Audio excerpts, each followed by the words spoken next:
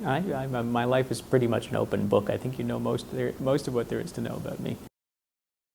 My name is Pericles Lewis, and I'm the president of Yale-NUS College. I grew up in Toronto, Canada. I guess I was a pretty intellectual child. I certainly read a lot of books, not particularly athletic or anything like that. I can remember reading like Robert Louis Stevenson, C.S. Lewis, books for kids when I was a kid. But I also think there was a little bit of a hiatus, maybe around when I was 12 or 13, and then that it really picked up after about the age of 15, and that's when I started to read, more adult literature and read more seriously. I was involved in Model United Nations, debating, and student newspaper as a kid. Always making big plans for things. Like I remember we visited Bath in England when I was about 14, and they have these townhouses, and I used to think, wouldn't it be great to be like a developer who developed new buildings and that kind of thing, which it turns out I'm doing now. But in between, it was more like I wanted to be a filmmaker for a while or an author. I studied English literature. I was at McGill, which is in Montreal, which is mostly a French-speaking city, and I knew French, and I tried to improve my French. And I also learned Italian while I was there. I did change my major 3 times, but all in the first week of the course, because by the end of the first week you had to declare your majors. I should have said about my college experience that I only lived in the dorm for 2 months. It was a terrible dorm, and there was a lot of heavy drinking, very little adult supervision, and I moved off campus as soon as I could.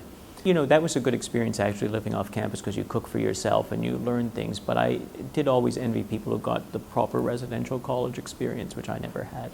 Well, I first came to Singapore in the 1990s. I was on my way back from a trip to India with my wife, and we liked Singapore a lot. I think at the time, it didn't have as much investment in culture and the arts as it has had more recently. I didn't come back until 2011, by which time, the country had changed a lot, and I was very impressed with how much it had changed. Knew a certain number of people who taught here, and I got to know them better on that trip in 2011, and I was very impressed with the atmosphere for learning here.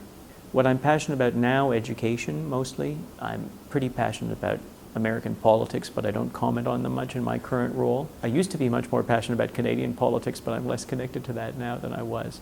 For a while I was very keen on the video game Civilization by Sid, I forget the name of the developer, Sid Meier or something like that.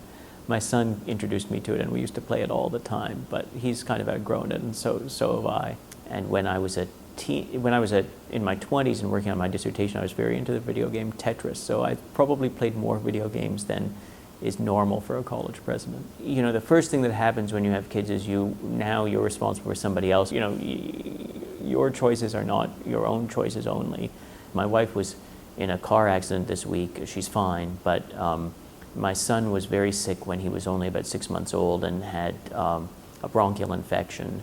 My daughter got dengue fever a few years back. So, when one of your family members is ill and you really have very little power over it, that's very difficult. So what do you learn from it? I think you learn kind of to subordinate some of your preferences and desires to what's best for the family, learn to work with each other and develop that relationship.